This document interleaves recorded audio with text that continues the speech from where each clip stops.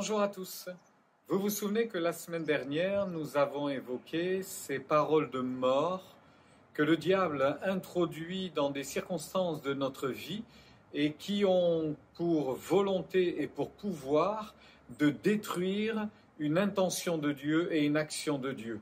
Vous vous souvenez que nous avons parlé de cet homme qui est venu vers Jésus avec une détresse profonde devant le cas de sa fille qui est en train de mourir à l'article de la mort. Et alors que Jésus est en route vers la maison de cet homme, voici que de la maison sortent des amis pour dire à ce papa « N'importune plus Jésus, c'est terminé, ta fille est morte ». Voilà donc une parole de mort qui devait avoir pour effet d'empêcher cet homme de croire que Dieu pouvait ramener de la mort quelqu'un qui était passé de vie à trépas et qui était capable ainsi de ramener la vie là où la mort avait consumé un être. Il y a quelque chose d'assez terrible dans cette parole-là et Jésus a opposé une parole de vie à une parole de mort. J'aimerais vous donner un autre exemple maintenant. Et cet exemple se trouve dans l'Ancien Testament et nous sommes sur le même genre de situation. La situation est catastrophique, il y a toute une ville qui est renfermée, repliée sur elle-même parce que les ennemis sont aux portes et on est arrivé au bout des ressources, on est arrivé au bout de nos capacités, on n'a plus rien à manger, on commet des actes déjà tellement terribles et atroces que dans quelques moments, tout le monde mourra dans cette ville. Et voici qu'un homme de Dieu, le prophète Élisée, viendra avec une promesse, une parole de vie.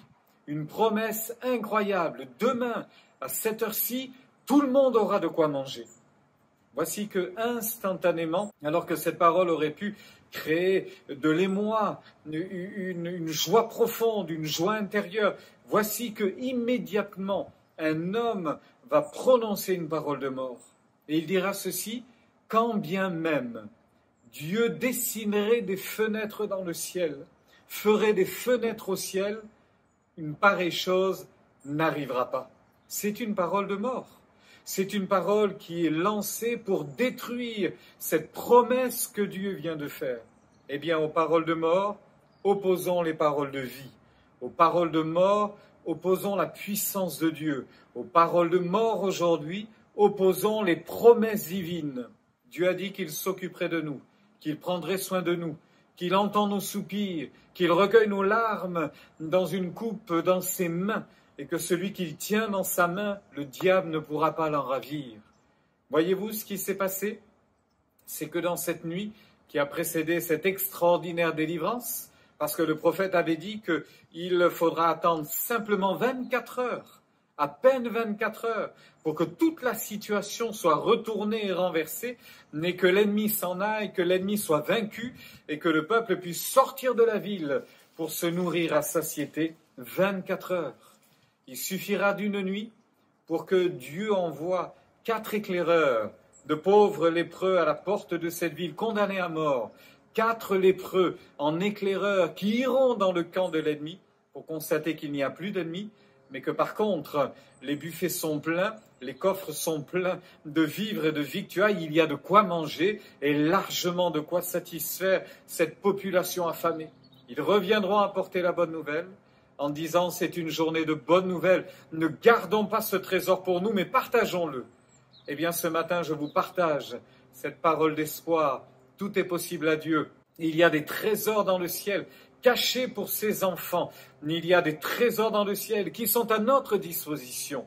Opposez une parole de vie à cette parole de mort qui vous dit que ça ne changera pas, que vous ne sortirez pas de votre difficulté. Opposez cette parole de grâce et de vie. Je suis avec vous tous les jours, disait Jésus, jusqu'à la fin du monde.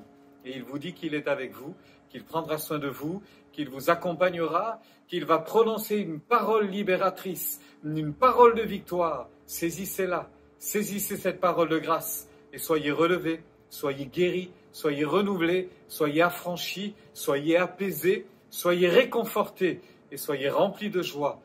Que la situation change aujourd'hui et que la vie l'emporte sur la mort. Bonne journée bénie.